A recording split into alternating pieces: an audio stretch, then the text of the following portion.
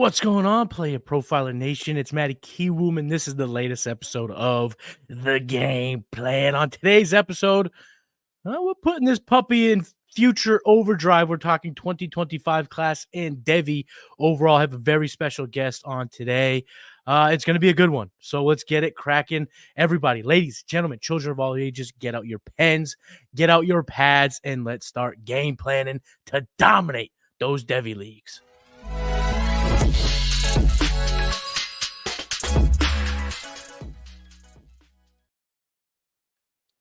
Planners, I am joined by Nino Brown. Nino is a fellow South Coast Massachusetts native. You don't find many of us walking around talking some fantasy football, so very, very excited to have you on, Nino. He is the host of the Dynasty and Devy DGen shows over at Dynasty DGen's YouTube channel. But Nino, let the planners know where they can find you, what you've been working on. Let them get to know you. I got a couple of platforms I'm on. But first of all, I appreciate you reaching out, getting me on the show, man. Anytime I can be a guest on someone's show, talk college football, I'm game. But yeah, yes, my main platform is the CFB Nation. Group of us started that from the ground up, and we've just been growing over the last 2 years. I'm a sicko. I'm diving into freshmen coming in, guys that can come into next class. So that's like my main thing is college football. I also do a little writing and some video production for league winners. And like you said, Devy DGens, I'm over there as well. That's the other show I like to talk college ball on. So college ball. I mean, it's true sicko stuff to already turn the page to 25 when the 24 draft happened about a month ago. But listen, a lot of these dynasty gamers, right? They're making trades. They're getting offers that involve 25 picks already. Even if your rookie draft hasn't even kicked off yet, people are trying to jump into the 24 rounds by offering up first, seconds, thirds in the 25 class. So you know what? It's time to already dive into next year's class. It's time to start diving into years beyond that, the Devy stuff. I'm a little new to the Devy game, so I'm excited to have you on and chop it up about college football and the whole landscape. And the first thing I want to ask you here, Nino, let me ask you two things really, being from my neck of the woods. Tell the people listening, how good is linguiça sandwiches? And have you ever had coffee milk? Bro, coffee milk, I got autocraft in the fridge, the whole container, like the syrup. Don't mess around. Like people, they don't know. I even go to Boston sometimes. I work construction. I'm like, I'll get a coffee milk. And they just look at me like, huh? I'm like, all right, I'll just take chocolate. Never mind. You know what I mean? But yeah, autocraft is A1. Anybody? Anyway, my friends, if you're watching this and you're like, yo, you never talked about you want some, I'll ship it to you. That's fact. That's better than Coke. And I'm not talking about Coca-Cola. That's how it is. You know what I mean? It's that you get hooked to it. I'm telling you, you have that. It'll change your life. Yeah. Where was this, and why did nobody ever tell me this existed? Listen, tell the people about linguiça. Bro, if you ain't had a linguiça and chip or a chorizo and chip sandwich grinder, oh, you are missing out. Now, if you get real funky and they throw the egg in there, you got to get the egg, baby. Yeah, the grease and eggs. That's a veteran. Fuck yeah. Veteran move right there. You know what I mean? The rookies just go for the, linguiça, chorizo and chip. But you get the egg sprinkled in there, oh, it's a wrap, buddy. Listen, you make sure if you can prove to me that you've liked this video, left a comment, subscribe to the Player Profile YouTube channel, I will send you a thing of auto coffee milk. Yes, and I will blow your doors off. That is going to change the game. If you like chocolate milk and you're trying to spice up the milk game, sick of plain Jane white milk, coffee milk could change your life. Bro, I'll send you Gaspar Charisse, bro. You want if you leave the comment, I got you. I'm telling you, I'll freeze that in a package, send it out to you. You'll be like, whoa, what is this spicy sausage? Dude, I think we just found a secret business that we have to start together now. We have to get together and people call it the South Coast Massachusetts Taste Test or something. Special and we just ship out these crazy linguiça shitties, these sandwiches, coffee milk, the shit that you can't get anywhere else. The lobster rolls done right, hot and cold lobster roll. Pop sec, bro. They don't know about pop sec. Dude, pop sec, brother. Oh, a little pumpkin, Oh, St. George cheese. Bro, what's good? Listen, we can do a whole show about the culture around here and the fun stuff. We could probably tell you we could tell the planners all about these war stories of the Portuguese feasts as we grew up in this neck of the woods. But that's for a podcast for a different day, right? Yeah. That involves Madeira wine and a little bit. Maybe next time we'll have you on, Nino. We'll have a couple Madeira wines. I'm down. We'll have a pop sec, and then we'll just get real fancy. We'll just see where the night takes us. See what we talk about. I'm with it, dude. I'm with it. 4 hours later, who knows what we'll be talking about, but we would definitely still be talking. Couple people from this area, we will talk for days, and we'll tell you that straight up. But anyway, let's get back to the task at hand, my friend. Let's go. Again, thank you for coming on. Very, very excited to dive into the 25 class, Devy ranks, all that good stuff. I'm going to start it at the top. Give me your big picture takeaway from the 25 class. I talked to you a little bit about it in the green room. Like a lot of people say, "Oh, this quarterback room's kind of weak." A lot of guys reach. That's why 6 quarterbacks went in the first round because they don't think that this class is strong. Well, let's rewind the tape a little bit. This time last year, did we think that there was 6 quarterbacks going in the first round? No. Throwing up about Bo Nix. They were throwing up about Michael Penix. Unless Michael Penix being, third quarterback or fourth quarterback off the board. You know what I mean? JJ McCarthy going in the first round. That was not a thought. So let's pump the air brakes a little bit here. And let's just, before, you start saying the class is weak, let's let them play out this year. Let's see. Maybe they develop into what, us Devy guys and college football guys thought they were going to be when they came in as freshmen, But I think the class has some talent. I think, off the top, you hear the names, Quinn Ewers, Carson Beck, obviously Jalen Milroe, Shador Sanders, those guys you talk about. But, you got, Jackson Dot, my guy Connor Wegman, Cam Ward, Garrett Nussmeier. Even Max Brosner or Jalen Daniels could take that next developmental step, like Jaden Daniels did, because nobody thought Jaden Daniels was QB2 off the board or was going to put up 5,000 total yards and touchdowns, right? Like nobody. You could say he did, but not even the school did, because they paid Garrett Nussmeier a bag of NIL money to sit there in case Daniels didn't take the step in the first 3 weeks. So, no, you could say whatever you want to know and you think this class is weak, but it's only just what you think. It's, nobody knows until this time next year.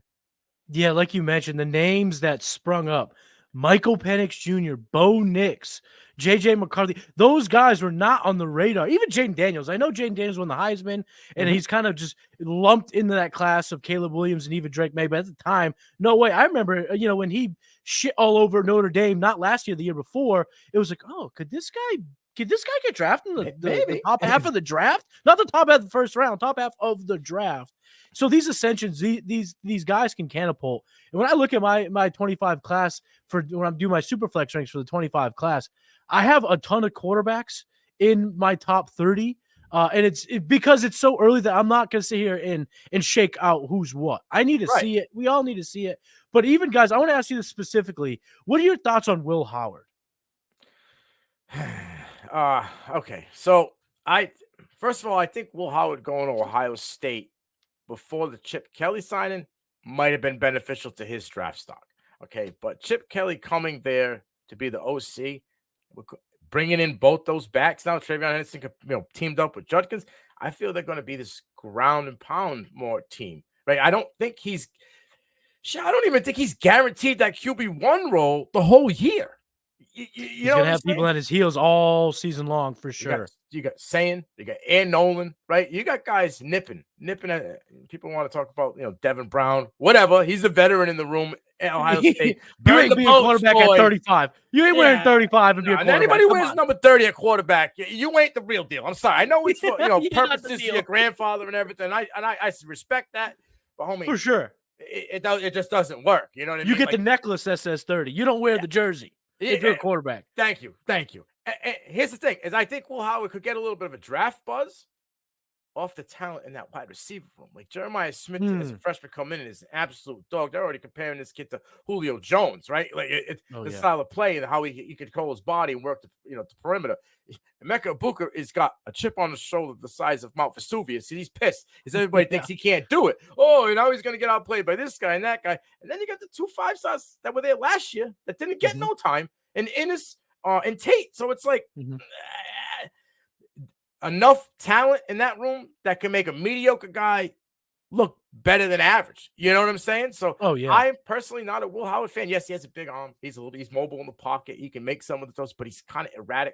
His accuracy isn't the best, right? And I feel like when he comes out of the pocket, kind of what we talked about a little bit before, his look to run before he looks to throw the ball. Like that's a huge thing for me. If you're mobile, I want to see. I'm going to compare it because I'm keep the head up. Like, yeah, keep your head up, keep your eyes downfield, right? And then once you're at that final decimal, you got to go. You got to make that decision. I'm at the line of scrimmage. I got to make fine. But don't make that run instantly. As soon as you tuck the ball out of the pocket to make space, you could take a step out of that pocket and all of a sudden hit a guy, 15 yards downfield or 5 yards in front of you that turns into a big play. So there are things in Howard's game I think he needs to polish. But I do think that the talent in that room will help him, even if he doesn't get that polish. Lipstick on a pig type deal. Yeah, I mean, you can't teach 6'5", 240. I think he's probably going to be a guy that could probably post like a low 4.6, high 4.55 type guy. So I think that the prolificness, and the reason why I bring him up, Nino, is really just to let everyone listening know that you might be trying to pawn off all your 25 firsts to get into the 24 class or to get veterans. And I think we're just kind of saying pump the brakes, like don't get too overzealous selling all those chips, because quarterbacks will emerge. And Will Howard is the guy that is on a team who will be in the public eye. If he is prolific with those weapons, I just don't think the NFL can help itself but use a first-round pick on his tantalizing skills.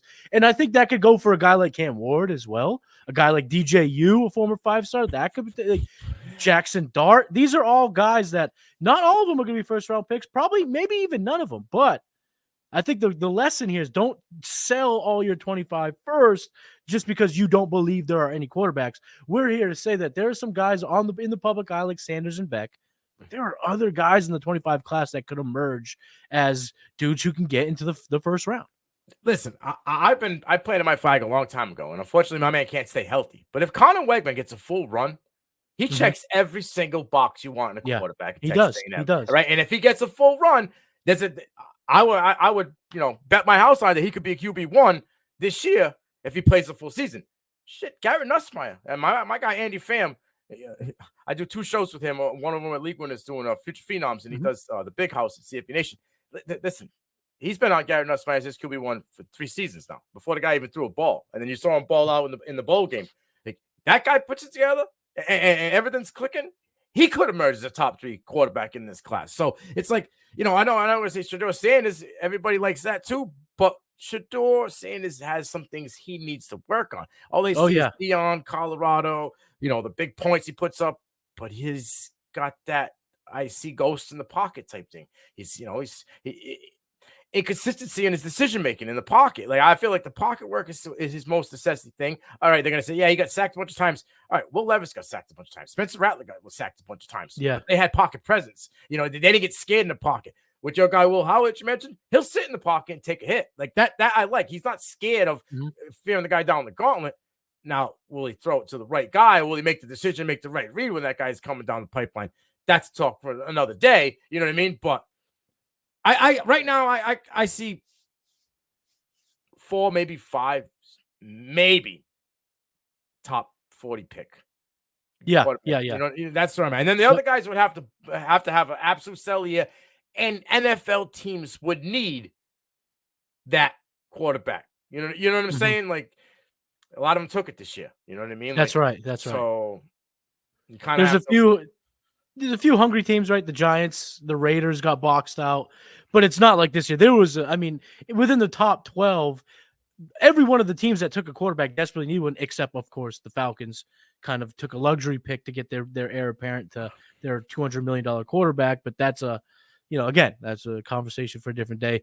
The 24 class, right? It was all receiver. It was probably the deepest receiver class, maybe since 14, 17. It was a crazy wide receiver heavy class. What does the 25 class look like? Is it more running back friendly, wide receiver heavy, so that these teams that are getting ready for 24 can also be a little bit prepared for 25, knowing what's coming down the turnpike? I don't. So this is how I wrote it to come at you on my doc, right? You had Harrison Jr., Neighbors, Odunze, okay?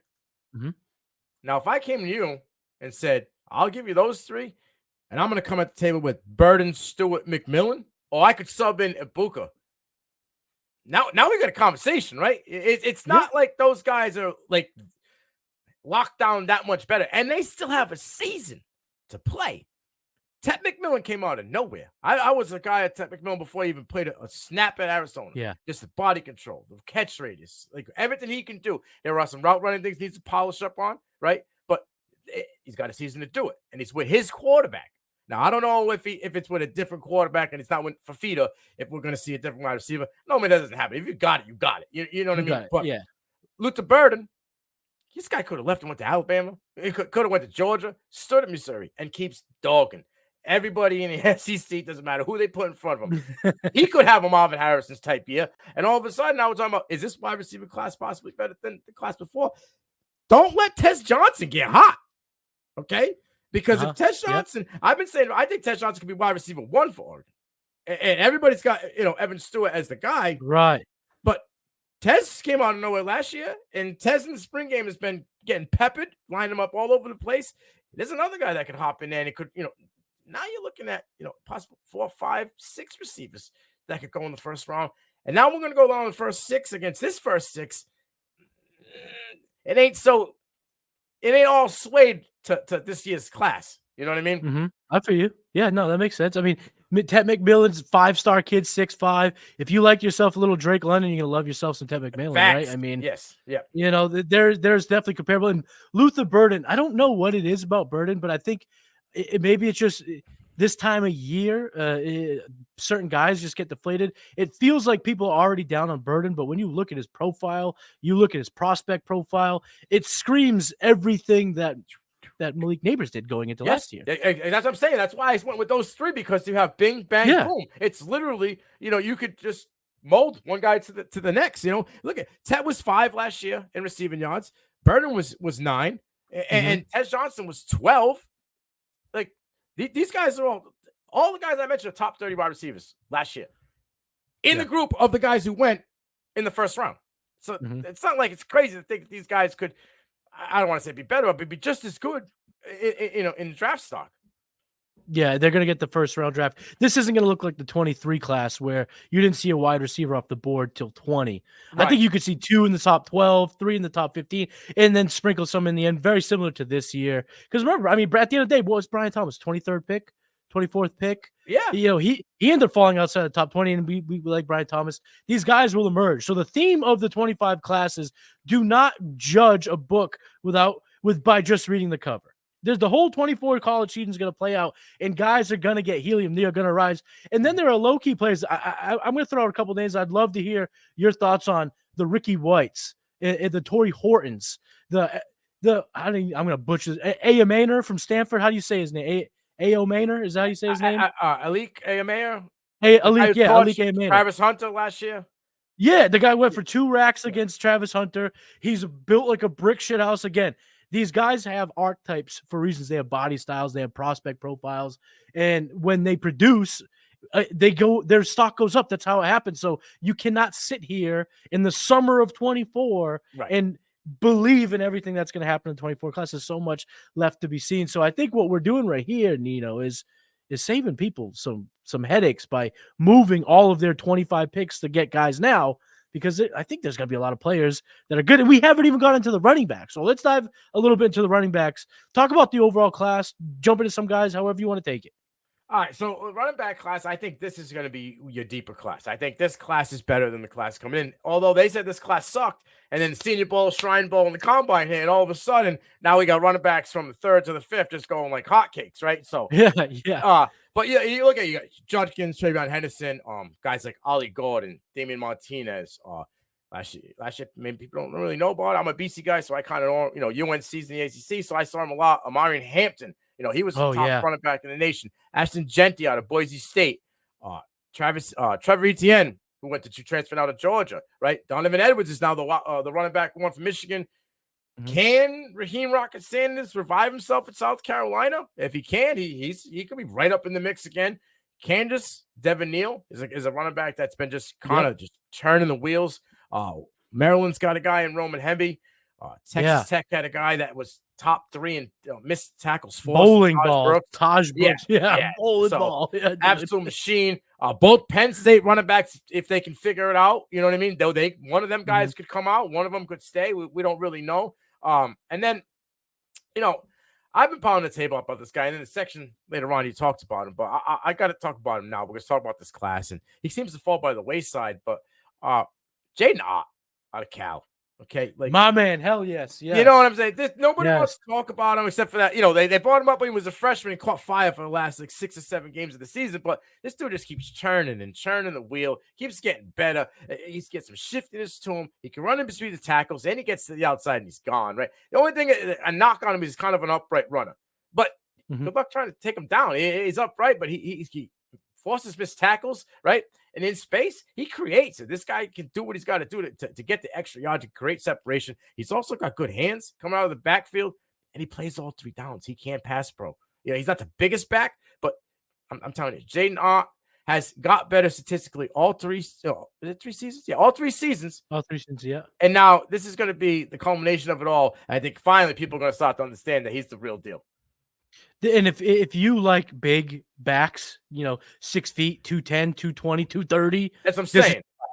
There's some big boys in this class, man. And that's what I've been telling. That's a good side there, Nino. Yeah, why not? Big, fast, strong, and incredibly talented at running back. I've been telling people that are trying to kind of predict the future, kind of look ahead. And I've been telling everyone, look at most running back situations as a 1-year deal, because next year there's going to be some there's going to be some fuckery. There are going to be situations destroyed. There are going to be jobs stolen. There are going to be things that we believe to be true, set in stone today, set in stone even by Thanksgiving, that will be thrown away after you bring in these big, fast, talented running backs. And you bring up Omarion Hampton. Omarion Hampton, I got him 3rd in the class. Okay. I love him this year. And when I watch him play, man, he looks like DeMarco Murray. He looks like a DeMarco Murray. See, the problem is a solid run, yes, but nobody got that jump step like DeMarco Murray. Like DeMarco Murray, he is the originator of the jump step. You know what I'm saying? Like, and that's why his knees were shit in the long run. You know what I mean? Because a guy with that much muscle shouldn't be just banging quick like that. But no, yes, his game is great. And you want to talk about in between a tackle runner? This guy just can mow you over, and they can undress you real quick right there at the line of scrimmage. So I love his game. My concern is, does he take a hit this year, right? Because I bring in Max Johnson, right? I'm not a Drake May guy, unfortunately. Yes, it's a Patriot. I'm not going to change my tune because now he gets drafted by the Patriots. The real one. You know what I mean? Max Johnson comes over from Texas A&M, and I wasn't a fan of him at Texas A&M either, right? But we'll see what we're going to do. Mac Brown is getting up there in age, and he doesn't really like to adjust well. So is there a chance they stack boxes and say, let me see if Max Johnson can beat us? You know what I mean? Like, because for me on that offense, I think Bryson Nesbitt's like, probably the best offensive weapon outside of Hampton. On the outside, you have Jones as a wide receiver, but like there's a lot of new faces, young guys coming in, and Johnson just doesn't really do it for me. He looks like a perennial 55% completion percentage quarterback. You know what I mean? Like, yeah. So my concern is, could he take that hit of just facing stacked boxes week after week where he just gets pounded? You know what I mean? Well, it's a scary thing you bring up. It's a good point that you bring up, because this class is deep. You don't want to be having down years when you have this many dudes who can make the leap, who can get good. Who right now in your, I know it's early out. Who do you have as your top ranked back going into the fall? My top ranked back going into the fall is Judkins.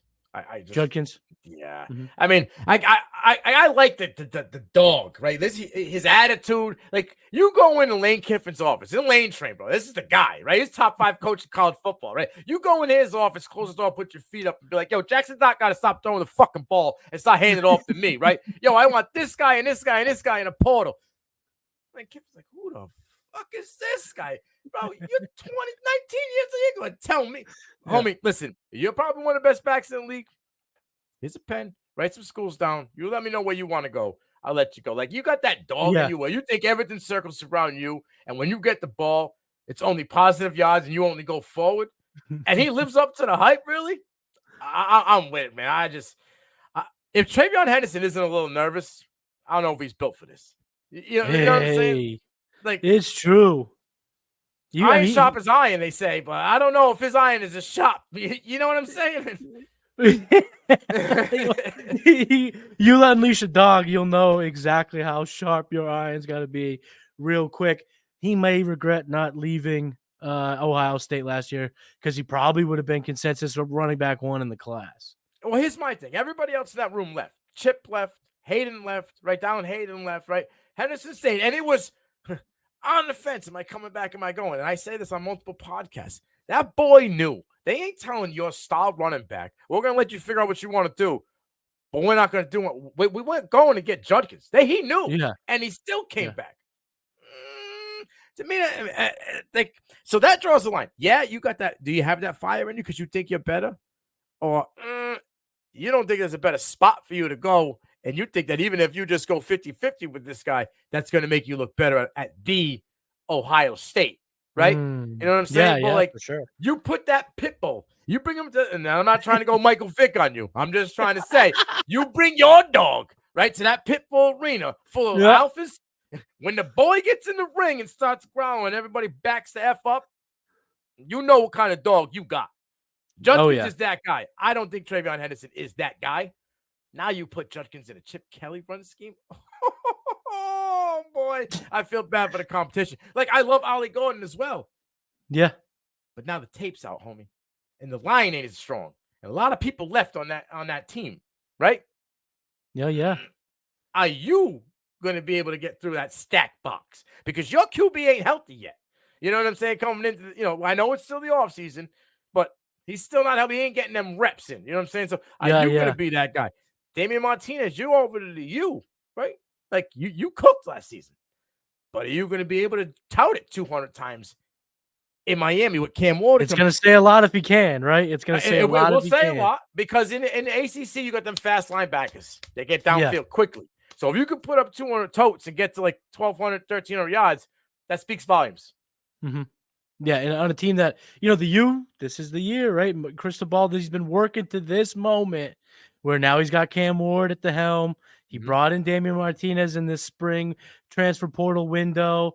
It's put up or shut up time for the program. Is the U back, or is it remaining kind of in the back, the back part of the room, the shadows of the room to these big dog programs, even in their own conference? I mean, Florida State has passed them up. Debo Sweeney has Clemson way above the U. The kids don't know about the U, Nino. They don't know about the U. They think it's a soft program. Give me the boom box, baby. Let me come out the tunnel, with the dirty hip hop. The biggest swag you can have. The Miami U. Throw it up. Boom. When they came up and said the chain's gone, what? That's their culture. That's it. That's their vibe. That's what they do. Big hits. The chain's on the sideline. The boombox is out. We're coming out the tunnel with the smoke in the mirrors, and this is what we do. And then you shut that down. You can only bottle that up for so long, right? You know what I mean? And I'm glad. I said this before. Everybody says that Cristobal and Billy Napier got the hottest seats in college football, and they probably do. Yeah. But Billy Napier and Mario Cristobal took the portal and bent that thing over. And gave it to it raw because they are just constantly hitting in the early window and now in the spring window. Billy Napier just got McLean for I don't know what he paid, but it was probably for the price of Boston Market. You know what I'm saying at this point because everybody was out on him. You got a 5-star talent for McDonald's value meal, bro. Come on, you know what I'm saying? Yeah. Like it got to be winning. And finally, Cristobal's put together his team, his guys. We're not trying to make the duck scheme work at the U with guys that are leftovers. Now it's your dudes. You got the speedy alpha receiver and Josiah Trader on the outside, right? You got your guys that with Restrepo, right? The slot machine. You have been there 48 guys. Years. hey, finally, and now if he wins 9-10 games, and Cam Ward goes and is a top 45 pick or even a top 50 pick, they ain't firing that boy. That man's locked in for another contract. Yeah. No, Cam Ward is the exact type of guy they needed. Experience, poise.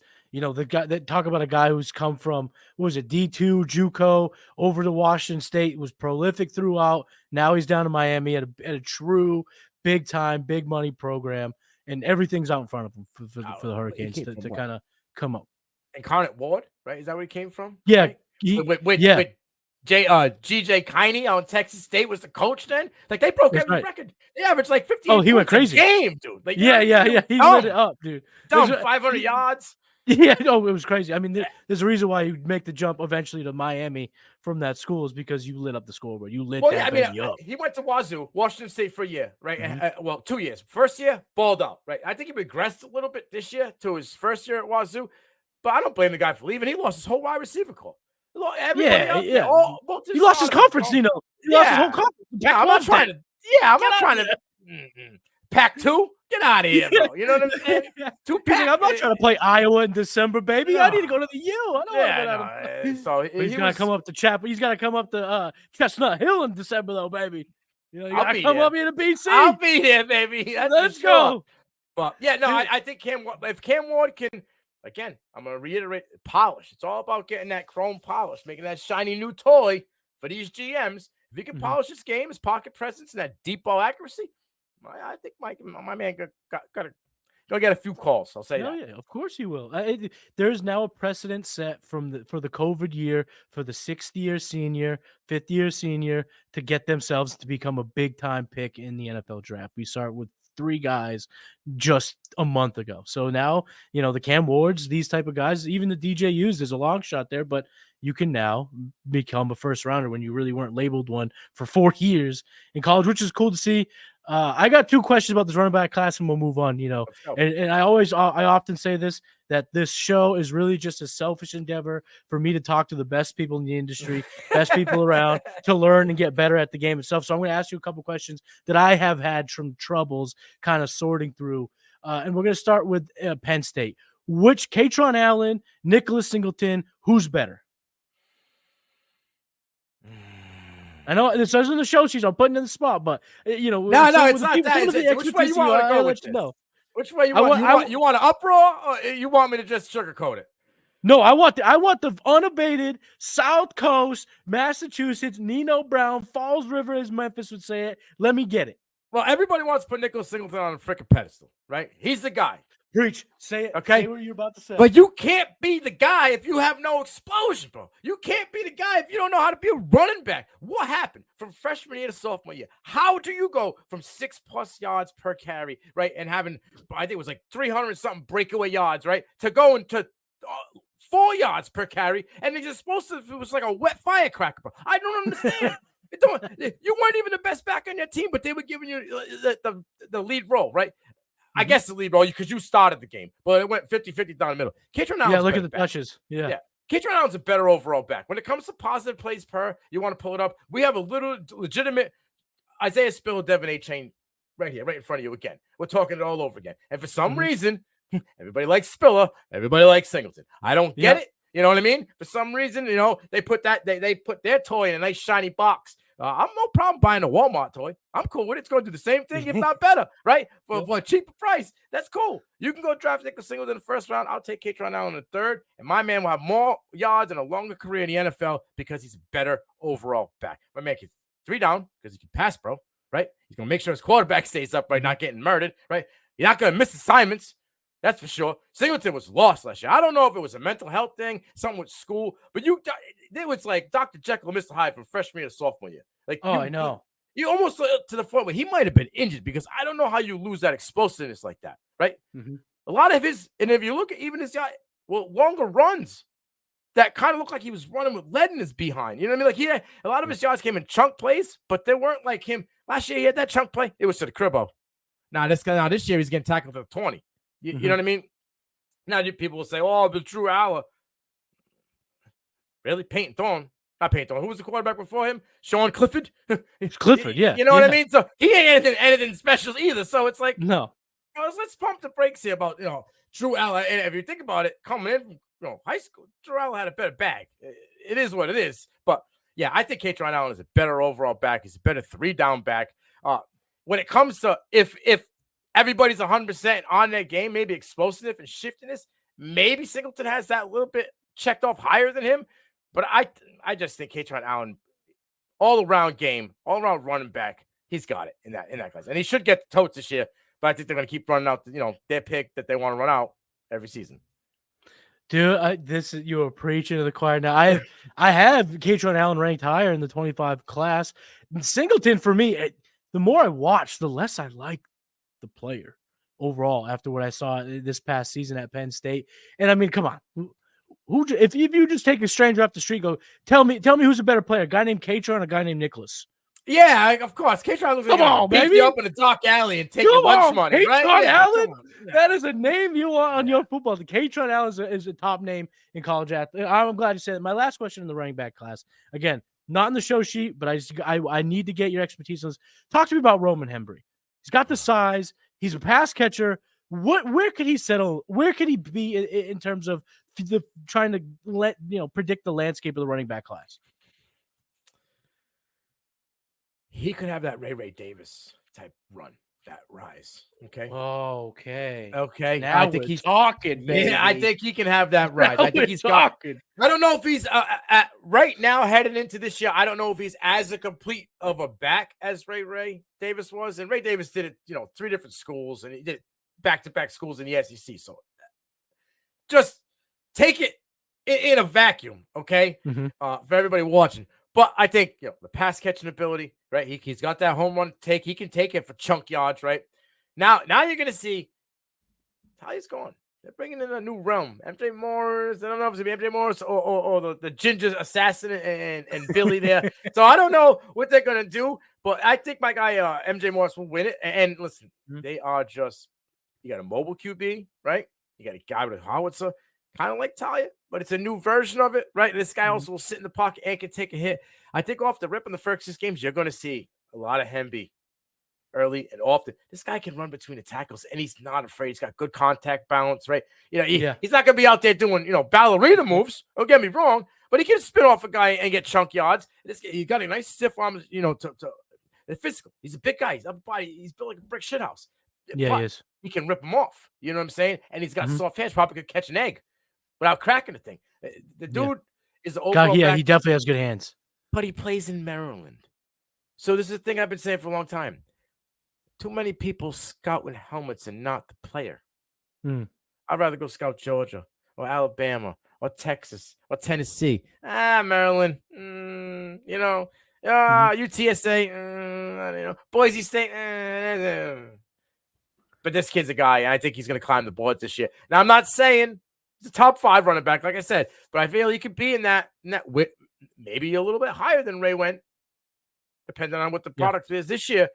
But I think he checks probably like 4 out of the 5 boxes, polish it up a little bit, and my man could probably be a top 10 running back in the class. Love it. So I got to get Roman Hembry on the radar and do a little bit more deep dive Roman Hembry. I love it. I love the call. One last thing about the 25 class, and then we'll shift it kind of to Devy. In the show notes, I wrote it like this. This is kind of a 3 from the logo because it's so far out. But give us a sleeper, for the 25 class. I know we're like light years away, but give me that deep sleeper for the 25 class. As my co-host KT would say, I never took a layup in my life. Okay. You want to talk sleeper? I'm gonna go straight fucking hibernation. All right. Okay. I'm gonna go. Big hibernation. Everybody's for tight ends nowadays, right? Brock Bowers, Michael Mayer, Kyle Pitts. Everybody loves the tight ends and the guys that can be alpha athletic guys. I'm gonna go with a guy probably ain't nobody heard about. Harold Fanning Jr., tight end out of Bowling Green, 6'4", 230 pounds. Dude, he was a wide receiver in high school and a safety. Converted to tight end, right? Put on some size, right? First year, 63 targets. Last year, 63 targets, 841 yards, 7 touchdowns. The year before, 44 receptions, 623 yards, 6 touchdowns. My man just red zone threat, right? Out of the 800, half that stuff came after contact, 406 yards after contact. He can play in line, 50% in line, right? He was in the slot 33%. And if you want, he got that wide receiver capability. He's still lined up out wide 11% of the time. You're talking about a big body guy that can play on the outside, work the perimeter, contested catch guy, and he don't let nobody touch his quarterback. 79.8% in a PFF pass blocking grade. No sacks, no pressures. Now, my man's not just Chip Charlie. He's just chipping and rolling. He'll stay in that line and make sure his quarterback stays upright and be that late slider and catch those, those late screens or bubbles, whatever you want. But my man can also work downfield. You know what I mean? So, he got hands. He got a good route tree for a tight end. There's a guy you might want to be looking at in the early sleeper ranks.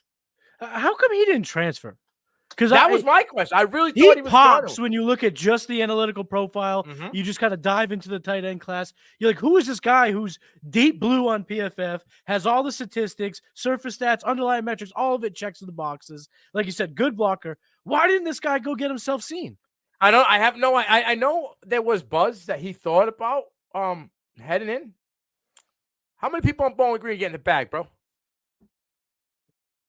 He got all the bag. That's why. He got all that Bowling Green money. You know what I mean? Whatever they got for money, he probably got majority of it. Where if he went to Georgia or even went to, say, whatever, Tennessee, he might get a bag and he might get a chance to get on the field. But is he going to be tight end one? Hey, look, we just saw Benjamin Urasek, tight end one for Stanford, transfer over and go to Georgia, knowing Oscar Delp was there. You know what I'm saying? So yeah, right. Is he gonna? Would he have been the guy wherever he had went, and would the money been as well? Where he's comfortable in the system that he's in, could be a scheme fit with the coaching staff, right? And they're paying him. He ain't got to go nowhere. Could be close to home. There's a lot of underlying factors. Everybody just thinks about getting seen and the money. Yeah. But maybe home was where maybe it's a homesick guy. Got to stay home, close to home. A lot of these guys unfortunately have a mom or a grandmother or whoever raised them sick at the time by the time they go, and they want to stay close till they get right. So whatever it may be, I just think the kid's got the talent through the roof. And like you said it, you look at the profile. If you never watched a piece of film and you just looked at the profile, you'd be like, God damn. Yeah. Like you said, he checks the boxes. Give him the name. Give the planners the name one more time.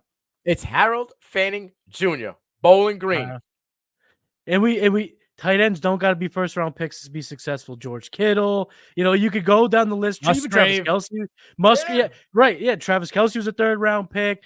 Even at the end of the day, I think Gronk is like the younger crowd believes he was a top 20 pick. My man was a third round pick. Aaron Hernandez, I know there were some factors. There were some factors off the off the field with Mr. Aaron Hernandez, but. He was a fourth round pick too. These guys don't have to go. He hung out with some guys. So big deal. He hung out with some guys, did some things with those guys. Oh man, the Dynasty documentary, that whole thing. I forgot a lot of that. The T-shirt, the hands behind the back. Oh, the Tom Brady roast. T-shirt. The Tom Brady roast, baby. That was we back, baby. That was yes. That was nice. That was absolutely fantastic.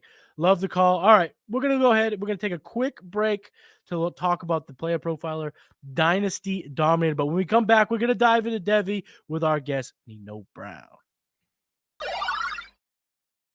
Now, I know many of you are looking for a secret weapon for your Dynasty League, and I have it. It's called the Dynasty Dominator app. You go to the App Store, go to Google Play. It's right there. It's $5 to download, and then every year it's $5 to load the next incoming class of rookies. You can add Superflex, add tight end premium. It's incredible because it allows you to look up players. It allows you to vote on whether a player is a buy, hold, or sell, and then see the market sentiment on that player. And you can compare their lifetime value rating from Player Profiler to their Dynasty ADP at the FFPC, all in the price lookup tool. And beyond that, we have a trade analyzer, so you'll never lose another Dynasty trade again. And in our settings, you can set this is a win now team, this is a rebuilding team, and then we let you compare players. Look at their metrics side by side, prospect metrics, NFL metrics. It's all there. It's $5 in the App Store. There's some add-ons for Superflex and to buy the upcoming rookie class. Every year, you're going to spend $5 on this thing, and it's going to be well worth it.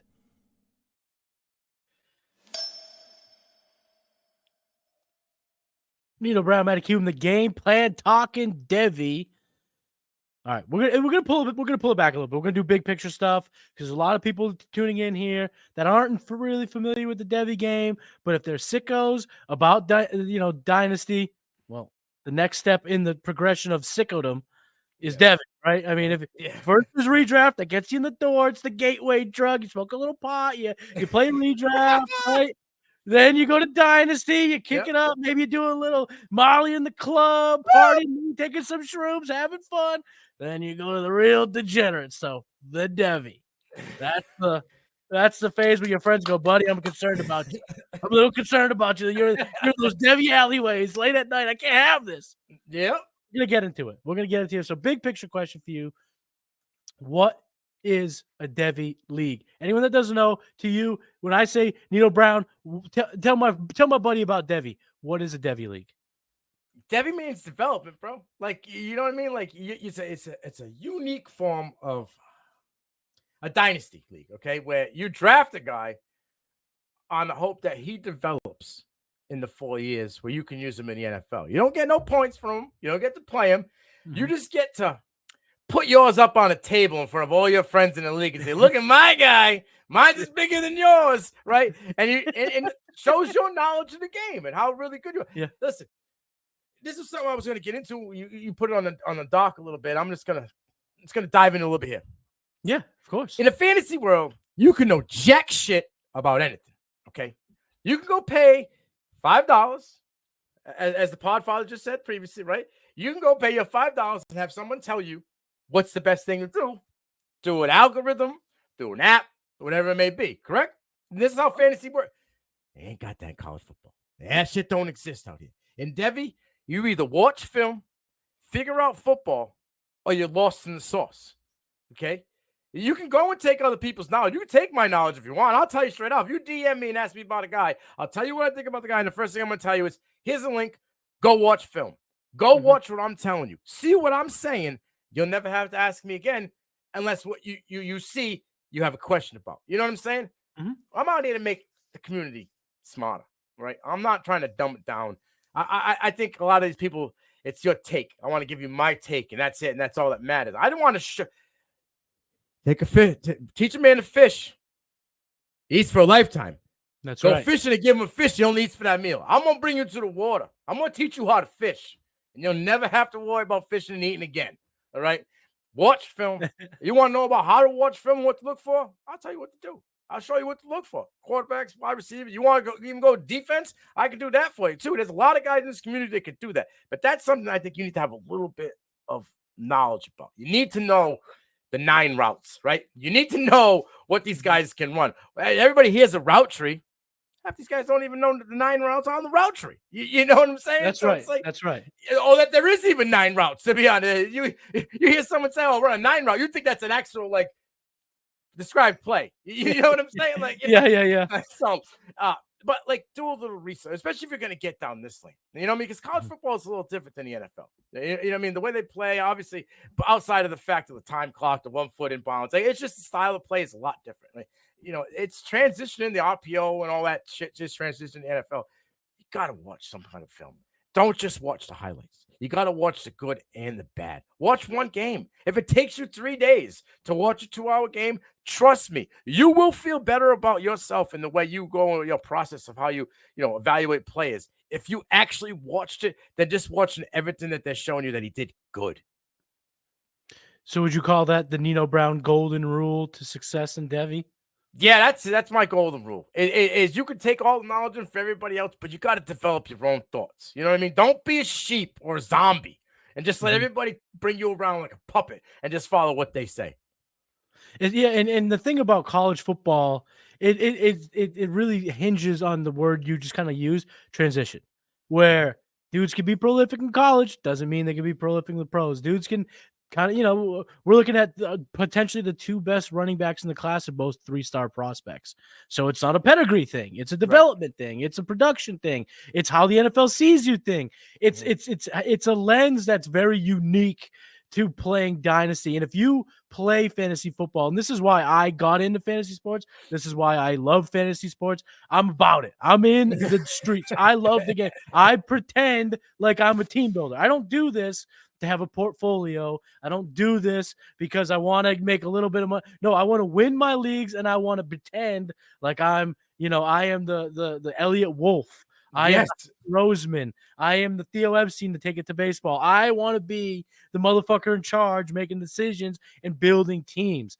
And Devy is the next iteration of that because, yes, there are a lot of people with takes and there are a lot of information and there are good information out there. And there are people like you that you should listen to when it comes to the breakdowns of players. But at the end of the day, that transition matters so much that you got to do it yourself. I completely agree with you.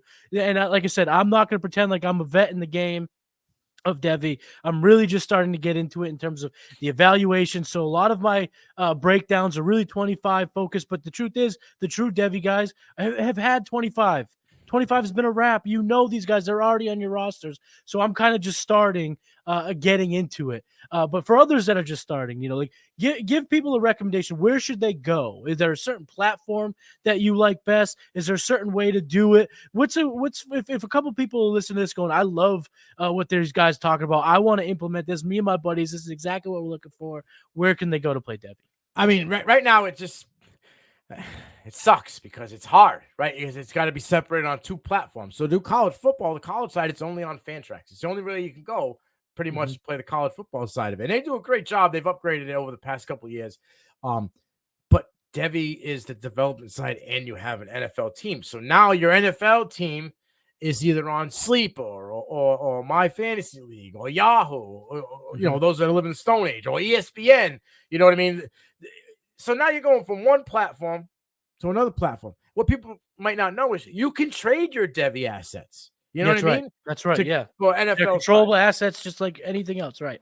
They don't get you points, right? So you trade a guy for a guy that in the NFL side could get you points, but you got to eat it one way or another. But it could get you the chip. You know what I'm saying? So that's right. Maybe you had. It's like having a million picks, or not million, but you know what I mean. It's like having more picks. Right. You draft. You don't need to draft because you're drafting. You're bringing your guys in with your draft. You know what I'm saying? So you're drafting every year early. It's like you're drafting the baby Gronks, if you want to go that route. You know what I'm saying? Like in reality, you know what I'm saying? I got baby Diggs. Baby Diggs. I love it. So, but you know what I mean? So you're going to get your guy. So that's another reason of why I say watch a little film. If you're going to put your name on something, you know what I mean? And I'm not even saying in this community, but if you're just going to shit, half the time fantasy league's a dick measuring contest and bragging rights, right? That's what you want to do. That's the best part of it. It's a trophy. So if you're getting into a Devy League, you want to be, I'm a guy that's got more depth. My well of knowledge is deeper than yours. And I can go, I know, the guy's a step off a route or a line of scrimmage. I know that he can, work space in a phone booth in the middle of the field. He like I said, he works 9 routes on the route tree. You want to know something like that other than just watching, like I said, highlights. So you need to, with anything, just brushing up your craft. And if this is your craft that you want, even if it's a hobby, let's just use this hobby. You're an artist. You enjoy drawing, right? Do you want to go to CVS or Job Lot and get the shitty pencil? Or are you going to go get the number 2 Taekwondo, whatever the hell it is, that every time you shop in that thing, it's mint. The ink, the lead inside ain't broken. You know what I mean? The erase ain't falling off. Exactly. That's what I'm saying. Go get the best of the best. And you can only get the best of the best by knowing what is the best of the best. Like, everybody says Q-tip is the best thing for your ear. But if you don't understand, a Q-tip is the best cotton swab. Cotton swab is the product. You know what I'm saying? Right. So Devy's the product. You Kleenex can go and tissue. Thank you, sir. Thank you. That is tissues are the thing, not Kleenex. Find out the Kleenex product, the brand. Then find out what the best of the product is, and be able to be the best of the product. You have to have a little bit of knowledge in that field of the product. I'm just trying to make it easy for you to understand. Because some people hear Devy and they get all thrown off. I got to learn about a kid that's in a freshman or coming in out of high school. I don't got time. If it's something that you want to do with anything, if it's a passion that you enjoy, you find a way to do it, right? And nothing.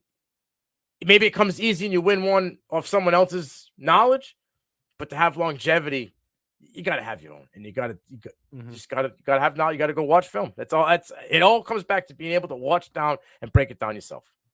And if you like football and you're watching every Saturday and you watch every Sunday, then you're doing more work than most anyway. Watching the games is a form of watching film. If you watch it live, you get a feel for it. I love it. I absolutely love it. Another thing I love, Nino, is the CVS and Ocean State Job Lot references. Some of our listeners will have no idea what you're talking about, and me and you are simpatico. I'm like, yeah, of course. I know exactly. You know exactly. There's a CVS down the road. There's a Job Lot that I go to. That's my wife just picked up all of her potting stuff, her flowers stuff, all gardening stuff. She's picked all that up, baby. I was just there. It's a good spot. Ocean State Job Lot. Get hip to it. Maybe your Dollar General or whatever it may be. You know what I'm saying? Whatever it is in your neck of the woods, but our neck of the woods, it's the CVS's and it's the Ocean State Job Lots because you got it. Ocean, it's a store. But anyway, I had this. I'm in this league and it's kind of an introductory to Devy, and I want to run it by you because I think I'm going to bring it to my friends too to try it out. And you could do it on Sleeper. And what you do is you jack up the roster spots, you jack up as many taxi squad spots as you can. And then what you do is you draft retired players, and then know how you can change nicknames on players on Sleeper. You put Quinshaw Judkins, and and then you do it because at the end of the day, and defense. That's what I do in the leagues. There it is. Yeah, kickers, exactly. You do that. Kickers, defensive players, and you just kind of stash them. And what ends up happening, and we're just, again, only in the second year of this. It's an introductory. It's kind of an intro to Devy, but I think it's good for people who haven't gotten into it, but that want to get into it and don't want to immediately start with the freshmen. You can start now with all the college pool of juniors, seniors, and then you will gradually, over the years, the market will saturate, and you will be, enough of these players will be on the roster already that you'll just naturally progress to the more true forms of Devy. But Devy, like you said, it's not just one thing. It's not Q-tips. It's not Kleenex. It's the ear swabs. It's the cotton swabs. It's the tissues. Mm-hmm. You can find your own version. You can find your best version of Devy, and you can do it on Sleeper. And I would recommend that. And if anyone wants to get in Devy League, leave in the comments. Maybe I don't know if you're up for another Devy League, Nino, but maybe Well, my man, if you want me in a Devy League, I'm in your Devy League. How about that? Well, here's the best part. If we get enough people in mind, if we get enough of my buddies to do it, you're right down the road. You can make it to the live draft. Let's Maybe go. we can actually have some brews. Yes, You know what I'm saying? absolutely. Hey, Yeah, let's do real it. quick though, I wanted to mention, if guys are interested in Devy Leagues, right? And then obviously platform is Fantrax and all, but there are guys in this community that I would put my stamp on that run Devy Leagues and are always out there. Brandon LeJeune, is a guy out there that does Devy Deep Dive, and this guy runs a bunch of leagues. He's super knowledgeable. Obviously, Campus Can, they run a bunch of Devy Leagues as well. And my buddy Eric Froton runs some Devy Leagues. Oh, I know Eric. I met him in Indy when I was at the Combine. That's awesome. Good guy. And then John Lobb, the Gridiron Scholars. PlayerProfiler, Yes, that's my boy. He's another guy that is great in the Devy Leagues and the college football stuff. So if you guys are looking to get in those type of fantasy leagues like that, reach out to those guys. I guarantee you they can place you in a Devy League within a week. Yeah. I was at the Combine for the first time this year, and that was awesome. That was sick. And you know what I saw there? This is a reference I've talked about only with you and with John Lobb and now you. I saw Jordan Todman out there, and everyone's like, "Yo, is that so and so? Yo, is that so?" And I was like, "Yo, that's JT." And they're like, "Who's that?" I'm like, "Brother, if you were from my neck of the woods, you would I know watched exactly him. who Jordan Todman is." Yeah, bro. People don't know. John knows. John loves Todman. John, me and John went on a bro. 10-minute talk about Jordan Todman. Bro, that kid had all the juice. Bro, he had it all. The greatest him and to never Omar make Easy. It. Well, Omar Easy came out of the New England area too. He's out of Everett, but they had all the sauce, all the juice. Just when you get to the small fish, big pond, right? Here they were big fish in a small pond. When they got to the show, but he still had all the talent. I think he was in the NFL for a few years, so he was a traveling back. He was. Yeah, he had a kick return for a touchdown. The thing about Jordan Todman, and this is why I always refer to him as the greatest to never get a chance. The guy was at UConn, and everyone bagged on him for being at UConn. But then he played Oklahoma, kicked the shit out of Oklahoma, played Notre Dame, kicked the shit out of Notre Dame. Didn't matter. In the bowl game, don't matter. He went berserk. Goes to the pros. He goes to the Jacksonville Jaguars, take him late. They put him on the team. It's just a preseason. I know he's ripping it up, but just a preseason. Then remember that year, at the end of the year, Denard Robinson gets hurt. Weeks, I think it's 16 and 17. Jordan Todman goes for a combined 200 yards in 2 games, 4 touchdowns, and then never gets another chance.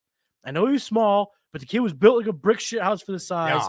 And I just wonder if he had gotten a damn chance, bro. Jordan Todman would have been someone that we would have been drafting all over in fantasy. I say he was a local guy. Yes, dude, he was from New Bedford. I mean, it's the best. He tore up Devy, ripped us apart. Oh, dude, he ripped up everybody. And when I was in high school, he was a freshman, killing it. It was down both sides of the stadium in New Bedford. If you guys know, you're that intersection in New Bedford, right?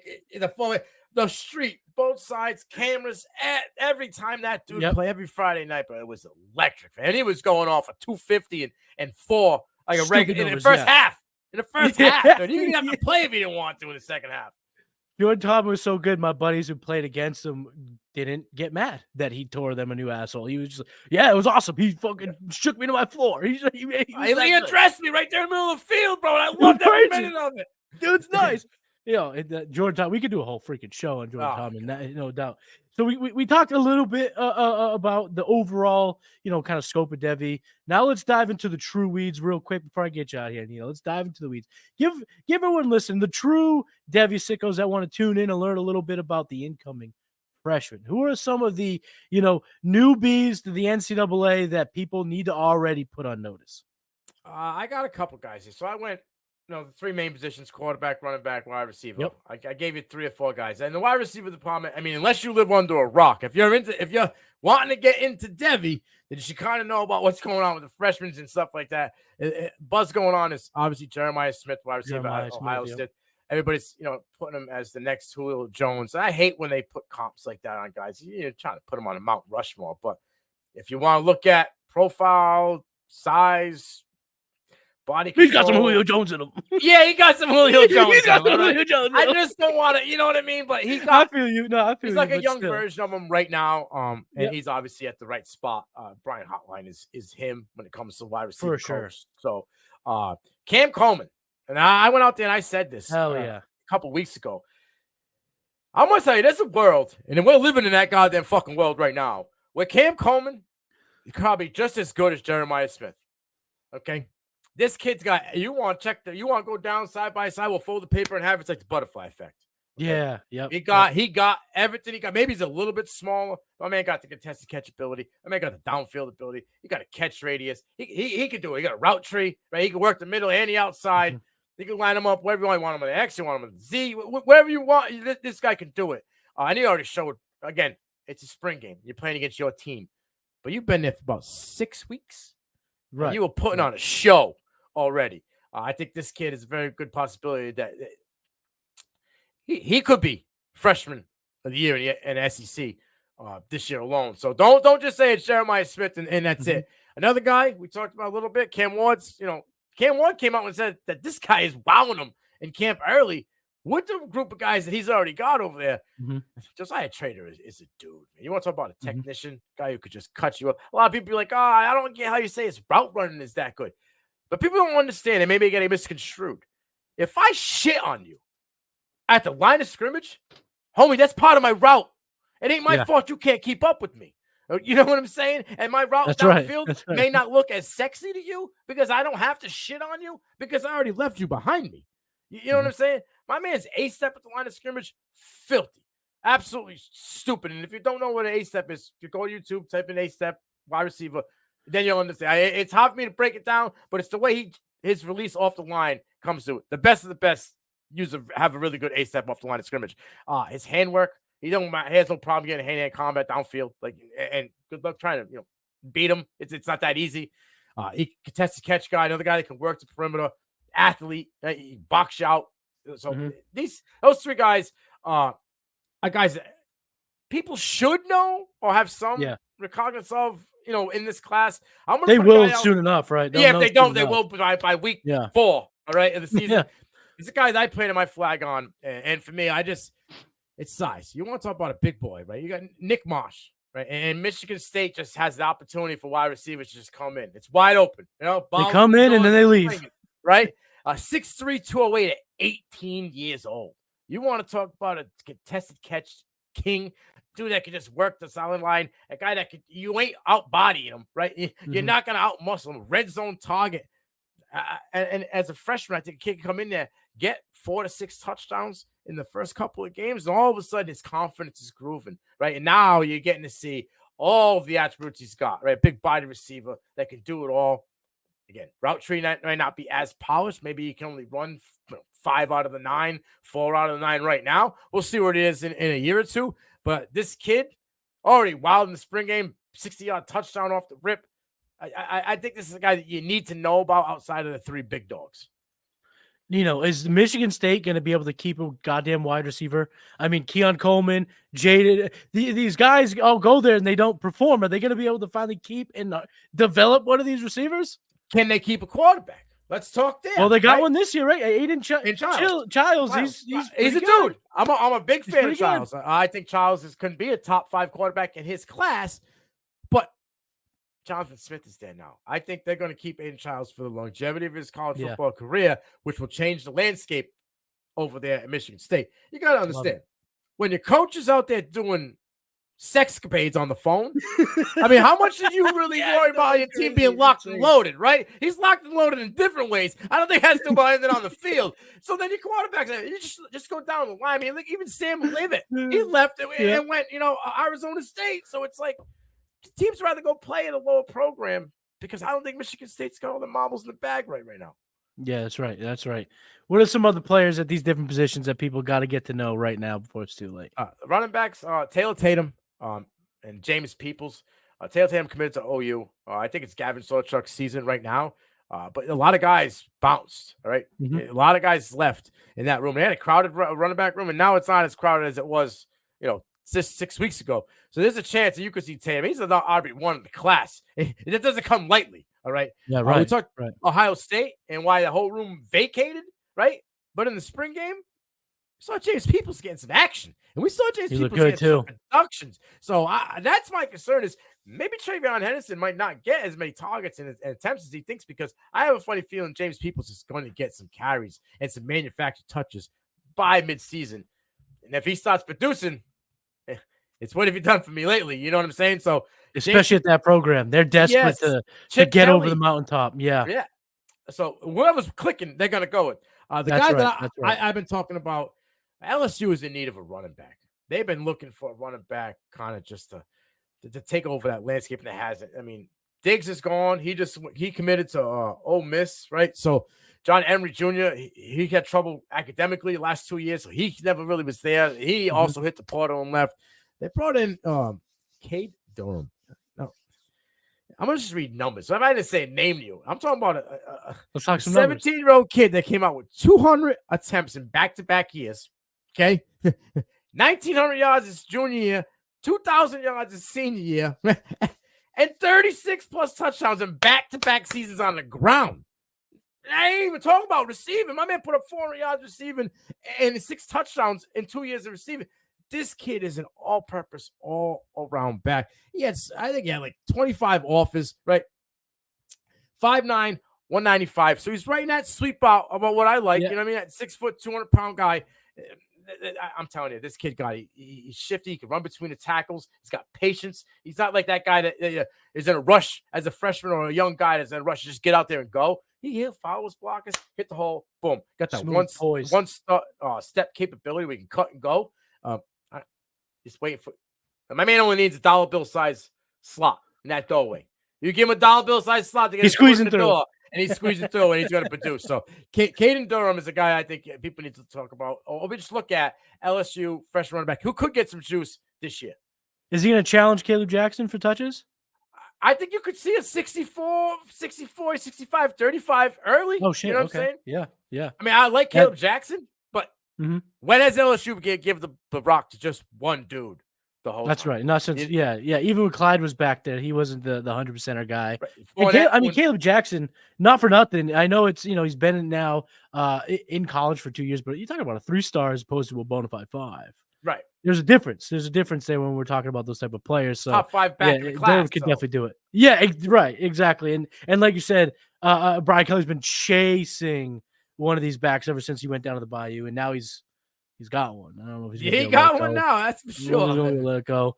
The high school. I mean, the freshman quarterbacks. The Dylan Raiolas, the Julian Sayans, the Aaron Nolans. Are those the guys that people need to get to know? Is there anyone else? So I got DJ Lagway on there. I do believe. Oh, Lagway is one of my favorites. It's Graham Mertz is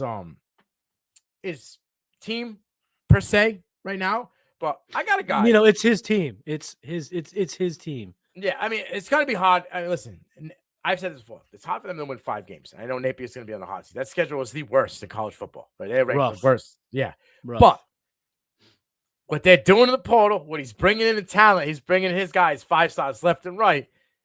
If they win 4 or 5 games and Lagway gets some juice and you see what he's got, there's a chance Napier stays. You know what I'm saying? And you might see Lagway get a little run down the end of this because the schedule sucks and they're probably going to get blown out in a lot of games. It's the way it works.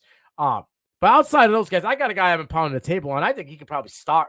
I like Bachmeier. All right. It's his 3rd team in 3 years out in Wake Forest now. Yeah, thank you. You got a howitzer. That tells you everything. Can't stay healthy, and we keep going. We're going down and down and down. We're from La Tech, right, and now we're over to Wake Forest. So it's like we're kind of all over the map and stuff. Jeremy Helinski, bro, this kid, quarterback, freshman, this kid's got it. All right, he's got a howitzer. He's mobile. He can make off-platform throws. He can make those layered throws. 200 yards, 2 touchdowns in the spring game. They didn't even think that he was going to be anything this year. And my mind's out there cooking with dirty motor oil. Right, my man's ready to go. I think there's a good chance that you could see a 1,500, 2,000 yard, maybe somewhere in the teen touchdown season. Jeremy Helinski as a true freshman. But you get that out of him. He gets 6 or 7 games. It's a wrap. It's his team next year. And that's a guy at Devy you're definitely going to have locked in. Is he a guy, though, that will jump ship at Wake Forest? Do they have a program that can hold a kid like that? He's the guy that could jump ship the following year, or maybe sit there for 2, build his portfolio, get a full year under his belt, and then go to a top team. Maybe even hit the SEC. That's right. And that's kind of the new business of college football. The NIL is brought, and the transfer portal has brought such a business, such a different factor how these things go. The Will Howards, these guys won't hesitate to kind of cook and marinate at a smaller Power 5 team, right, and then become the recruiting, the bell of the ball for the Ohio States, the USCs, whoever is looking to upgrade at the quarterback position. Texas. This is the new future. This is now how it's going to go. Where, Arch Manning, God bless him, but at any point he decides to bounce. I mean, the waves that a guy like that can create it's on the same level as the kids in the pros. But you brought up DJ Lagway.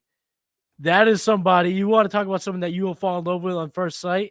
Bro. Man, watching him in the spring game, it was tough not to see like a Cam Newton, just big boy, good thrower. Seemed to have some poise in that spring game. I know it's just the spring game, but I mean, we're talking about 18-year-old kids getting their first crack, like you said. They've only been there 6 weeks. It's impressive when they can be impressive, if you know what I'm saying. Yeah, but listen, he is one of the most prolific high school football players since Kyler Murray. He tied Kyler Murray's record for most total touchdowns in a season. I think it was like 79 or something stupid. Right. Like, and if you listen to the Johnny Manziel on Club Shay Shay about how he talked about Kyler Murray, well, DJ Langway brought that. So that's the caliber of kid we're talking. I talk Texas football, and I always say Texas quarterback, Texas wide receiver, Texas linebacker. The kids coming out of school, they're going to draw my attention first, right? Yeah. And to be the best in Texas ever, and now this kid's out there challenging your record. Like, come on, bro.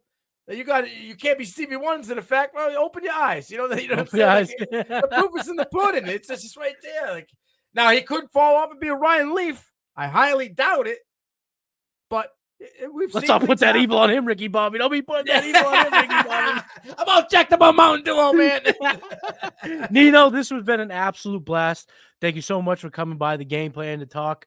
Devy, 25 class prospects, the whole thing. Thank you so much. You kind of teased about some of the things you're working on at the top of the show, but drop it again. Where can people find you on X? Where can they find all your work? You can find me at __ Nino Brown __ on the X, formerly known as Twitter, the Angry Blue Bird, whatever you want to call it.